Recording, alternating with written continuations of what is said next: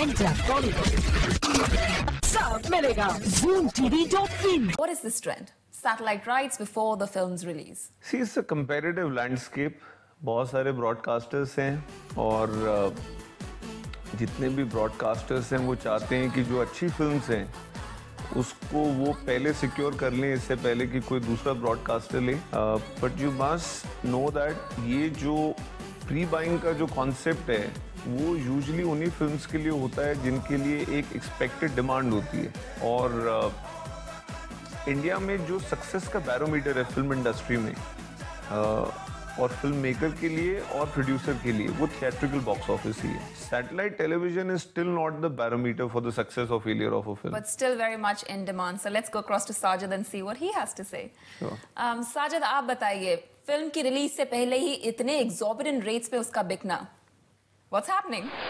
आप और मैं कौन होते हैं डिसाइड करने वाले महंगा क्या है?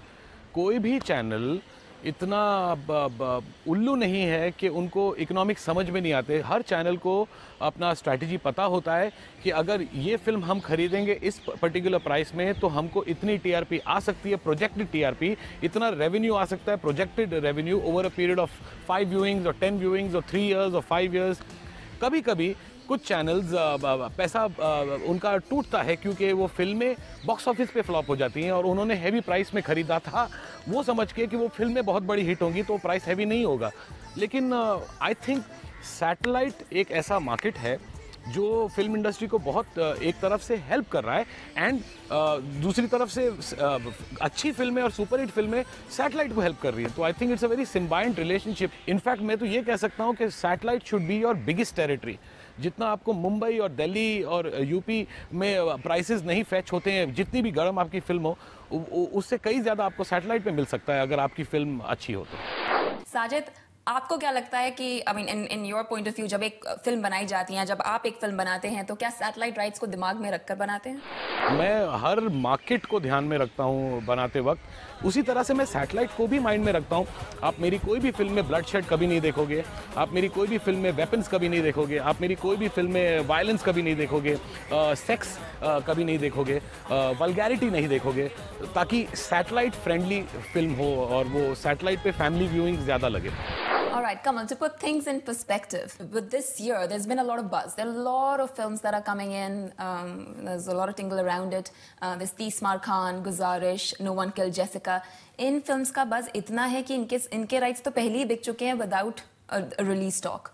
तो what happens here? Does the box office importance कहीं पे जाके वो कम हो जाती है? आपने कुछ नाम लिए, वो अभी रिलीज होनी है नवंबर में या दिसंबर में या जनवरी में नेक्स्ट ईयर, पर उनके टेलीविजन राइट्स अभी बिक चुकी हैं क्योंकि जो प्रोडक्शन हाउस है उन्होंने जब अपने किसी टेंटपोल की ट्रांजैक्शन की या सैटेलाइट राइट्स बेचे, उन्होंने जो बाकी फिल्म्स थी साल के अंदर रहती थी उन्होंने उसको भी उनके साथ पैकेज करके बेच दिया।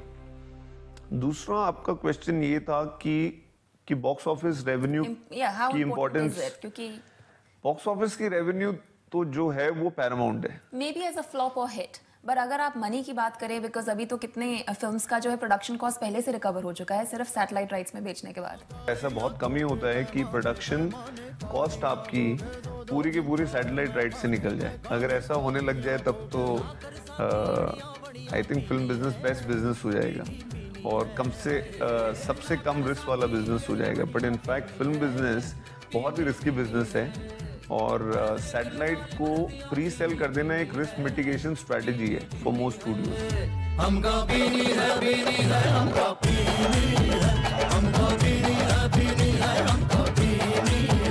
साजिद के लिए मेरा क्वेश्चन भी इसी रिस्क की तरफ है कि isn't this dangerous कि कई फिल्म्स ऐसी हैं जो फॉर एग्जांपल से रावण एंड काइट्स जिनका बज़ तो बहुत था, तो इस ओवर हाइप के बाद जो फिल्म का एक्चुअल रिजल्ट निकलता है that doesn't leave the audience with much.